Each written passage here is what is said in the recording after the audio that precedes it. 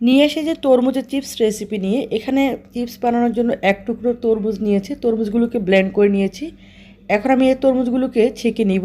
ছেঁকে আমি এখানে রসটা নিয়ে নিয়েছি, দিয়ে দিয়েছি আস্ত জিরা আর দিয়ে দিয়েছি সামান্য একটু লবণ। এখন আমি দিয়ে দিব একটু চালের গুঁড়ো, বেশি না, সামান্য পরিমাণ চালের গুঁড়ো। এটাকে ভালো করে মিক্সড করে নিব। এখন আমি একটু দিয়ে দিব ময়দা। এখন এটাকে ভালো করে মিক্সড করে নিব। এখানে একটা স্টিলের প্লেট নিয়েছি, একটু তেল ব্রাশ করে নিচ্ছি। এখন আমি দিয়ে দিলাম একটু বেটারটা দিয়ে এখন এখানে আমি একটু গরম পানি বসিয়ে দিলাম একটা পাতিলে। এখন দিয়ে একটা ঢাকনা দিয়ে দিলাম, জাস্ট কয়েক সেকেন্ড রাখবো, রাখলে দেখবেন এটা হয়ে যাবে। এখন আমি ইচ্ছা মতো শেপ করে নিব। শেপ করে এটাকে আমি আমার মতো করে কেটে কেটে নিব। কেটে কেটে নিলে দেখবেন এরকম খুব সুন্দরভাবে এটা উঠে যাচ্ছে। দেখুন কতটা সহজভাবে উঠে গিয়েছে। এটা রোদেও দেওয়া লাগবে না, জাস্ট 3-4 ঘন্টা ফ্যানের নিচে রেখে দিলে তারপর এটা এভাবে ভেজে নেবেন, ব্যাস হয়ে গেল মজাদার তরমুজের চিপস। এই ইউনিক রেসিপিটি এতটুকু ভালো লাগলে চ্যানেলটি সাবস্ক্রাইব করে